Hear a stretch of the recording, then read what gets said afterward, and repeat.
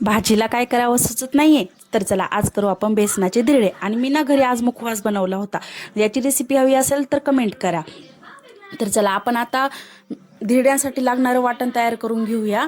मिरची आणि लसूण, आता आपल्याला लागेल तेवढं बेसन पीठ, हळद, कोथिंबीर, मीठ आणि बारीक केलेलं वाटण आता हे त्यामध्ये टाकून घेऊया. आणि ओवा थोडासा चोळून टाकला म्हणजे कसा सुवास छान येतो. मग ओवा टाकूया आणि आता पाणी टाकून तयार करून घेऊया पीठ आपल्याला.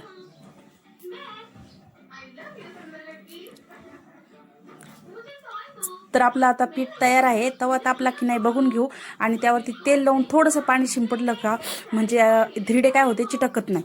मग त्यामुळे आता तुम्ही बघू शकता माझं धिरडं अजिबात चिटकलेलं नाही आहे, ते अलगद निघतं. त्यामुळे ना तेल लावल्यानंतर कंपल्सरी पाणी टाकायचं म्हणजे खूप छान धिरडे अलगद निघतात. तुम्ही बघू शकता किती छान असं धिरडं तयार झालेलं आहे. भेटूया पुढच्या व्हिडिओमध्ये.